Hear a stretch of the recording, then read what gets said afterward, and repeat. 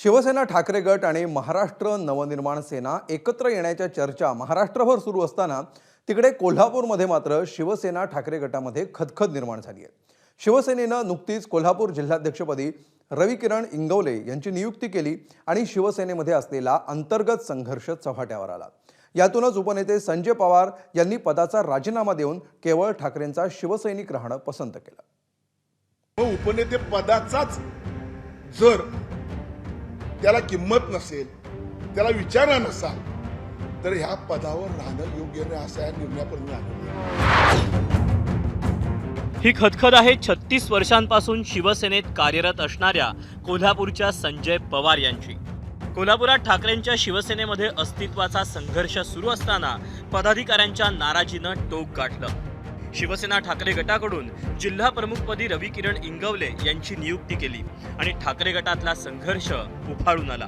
हर्षल सुरे यांनी शहर समन्वयक पदाचा राजीनामा दिला आणि लागलीच उपनेते संजय पवार यांनीही आपल्या पदाचा राजीनामा दिला। आमचं सगळ्याचं मत असं होतं, इच्छुक कोण होतं?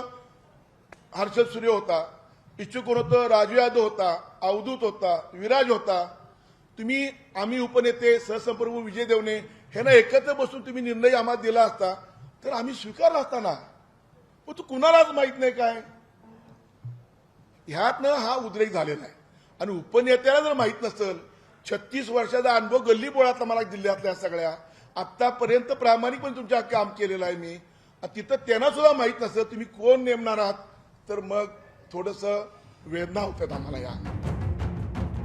या सगळ्या वादाला किनार आहे ती म्हणजे विधानसभा निवडणुकीची। कारण कोल्हापूर उत्तरसाठी संजय पवार इच्छुक होते, पण तिथे काँग्रेसकडून मधुरिमा राजे यांनी आयत्या वेळी अचानक माघार घेतली।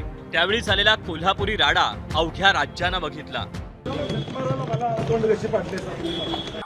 दम नव्हता तर उभा राहायचं नव्हतं ना, मग हा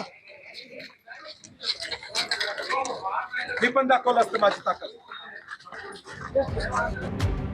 दरम्यान कोल्हापूर उत्तरसाठी संजय पवार आणि रविकिरण इंगवले इच्छुक होते। याच उमेदवारीवरून दोघांमध्ये वाद वाढला होता असं बोललं जात आहे। ही निवडणूक बघितली विधानसभेची, एक मोठं षडयंत्र रचलं गेलं की कशा पद्धतीने समोरचा उमेदवार बाय मिळेल ह्या पद्धतीने मुंबईपासून इथपर्यंत सर्व विरोधी पक्षाच्या लोकांनी, सत्ताधारी पक्षाच्या लोकांनी एक फिल्डिंग लावली आणि आम्हाला कशी उमेदवारी मिळणार नाही यासाठी पद्धतशीरपणे प्रयत्न केले। संजय पवार यांनी उपनेते पदाचा राजीनामा दिल्यानंतर शिवसैनिकांनी जोरदार घोषणाबाजी केली।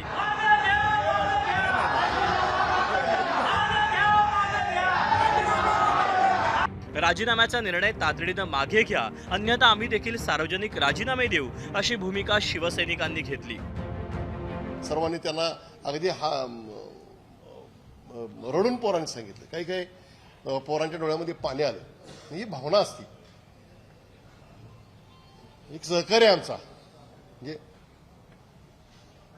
चुकीचा आहे, हे निर्णय चुकीचा आहे। संजय पवारांचा हा निर्णय अत्यंत चुकीचा आहे, म्हणून मी त्यांना विनंती केलेली आहे सर्वांच्या वतीनं, एक सर्वांचा प्रतिनिधी म्हणून, आणि खास करून आमची एक जी बांधिलकी आहे, जी मातोश्रीची बांधिलकी आहे, त्या मातोश्रीमध्ये आमच्या उद्धव बाळासाहेब ठाकरे पक्ष शिवसेना पक्षाला संजय पवार सारख्या कार्यकर्त्याची गरज आहे।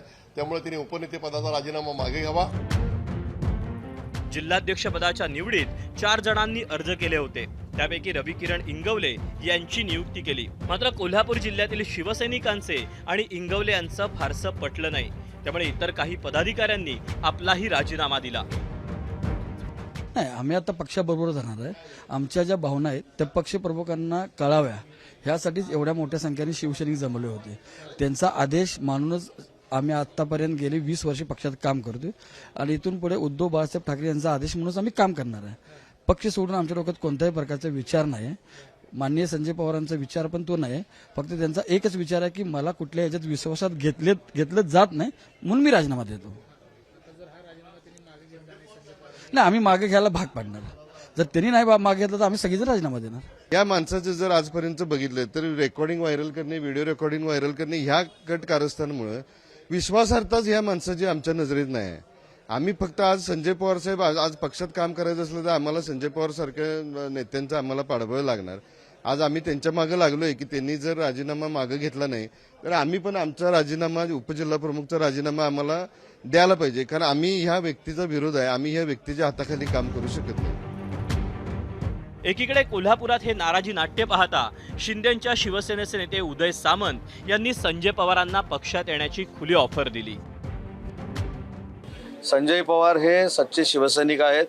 अतिशय चांगल्या पद्धतीनं त्यांचं संघटन कौशल्य आहे आणि अशा व्यक्तीवर अन्याय करणं आणि इनडायरेक्टली त्यांनाच सांगितल्यासारखं आहे की तुम्ही निघून जा म्हणून. अजून आमची संजय पवार साहेबांची चर्चा झालेली नाही, परंतु संजय पवार साहेबांसारखा एखादी चांगली व्यक्ती जर आम्हाला मिळत असेल आणि एकनाथ शिंदे साहेबांच्या सोबतीला ते येत असतील तर नक्की त्यांचं आम्ही स्वागत करू. शिवसेनेमध्ये ठाकरेंचा आदेश हा अंतिम असतो, त्यामुळे इंगवली यांची केलेली नियुक्ती पक्की आहे. मात्र ज्या संजय पवार यांना उपनेतेपदापर्यंत नेलं त्यांनी सार्वजनिकरित्या अशा पद्धतीनं भूमिका मांडणं हे ठाकरेंच्या सेनेच्या पक्षशिस्तीत बसत नाही. त्यामुळे आता ठाकरेंकडून संजय पवार यांच्यावर कारवाई केली तर नवल वाटायला नको, कारण सुधाकर बडगुजरांचं ताजं उदाहरण राज्यासमोर आहेच. विजय केसरकर, एबीपी माझा, कोल्हापूर. एबीपी माझा, उघडा डोळे बघा नीट.